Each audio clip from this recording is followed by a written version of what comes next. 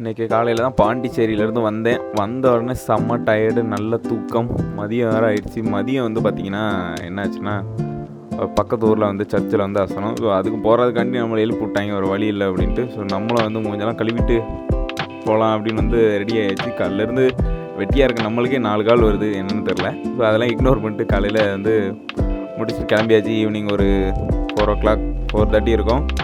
இந்த பைக் எடுத்து கிட்டத்தட்ட ஒரு 1 week ஆச்சு. எடுத்து பார்த்தா பெட்ரோல் வந்து எம்டியில் துடிச்சிக்கிட்டு இருந்துச்சு. ஸோ வேறு வழி இல்லை, பெட்ரோல் போட்டு தாங்கணும் அப்படின்னு சொல்லிட்டு பெட்ரோல் பங்க்கு போகிறாச்சு 100 ரூபாய்க்கு. அங்கே அந்த அண்ணாட்ட போய் ஆல்ரெடி நம்ம இன்றைக்கி வந்து பார்த்திங்கன்னா நியூஸ்லாம் வந்துருந்துச்சுல்ல, பெட்ரோல் வந்து விலை 5 ரூபாய் மலிவு அப்படின்னு குறைவுன்னு வந்துருந்துச்சுல்ல. அதனால் அவர்கிட்ட போய் கேட்டால் அதெல்லாம் ஒன்றுமே வரலப்பா அப்படின்னாரு அவர்.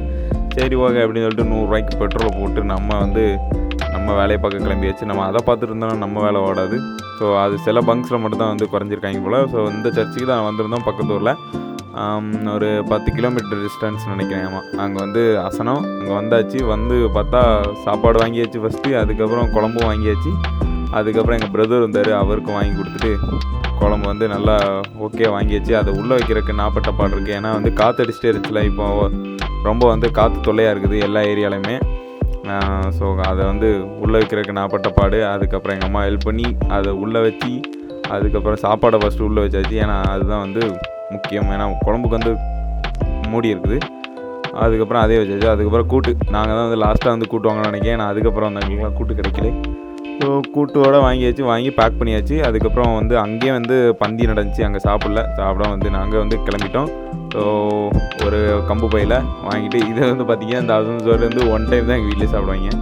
அவ்வளோத்துக்கு சாப்பிட்றதுக்கெலாம் ஆள் இல்லை. அதை வந்து வண்டியில் வந்து சேஃபாக தொங்க போட்டாச்சு. அதுவும் இல்லாமல் அது என்ன பிரச்சனைனா, குழம்பு வந்து நம்ம ஏறி இறங்கும் போது கொட்டும். அதுக்கு வந்து எங்கள் அம்மா மடியில் வச்சுக்கிறேன் அப்படி இப்படின்னு கதை விட்டாங்க. நான் வந்து சேஃபாக கொண்டு இறக்குறேன். நம்ம ஒரு டிரைவர் பற்றி, ரைடர் பற்றி இப்படி பேசிட்டாங்க அப்படின்னு சொல்லி மன உளைச்சலில் கொண்டு சேஃபாக கொண்டு வந்து இறக்கியாச்சு. கடைசியை வந்து கேட்டால் அது வந்து கொட்டவே இல்லை. அதுக்கப்புறம் வந்து பார்த்திங்கன்னா ஈவினிங் ஆயிடுச்சு. டேஸ்ட் பார்க்கலாம் அப்படின்னு சொல்லிட்டு ஒரு கொஞ்சோண்டு எடுத்துகிட்டு வந்துட்டு, அதோட வேலரண்ட்டில் நம்ம டீம்மேட்ஸ் அடி வாங்குறத பார்க்குறது, டிஸ்கார்ட் லைவில் பார்க்குறது, அதோட இன்னும் கொஞ்சம் ஹாப்பினஸ். ஸோ நல்லாவே இருந்துச்சு.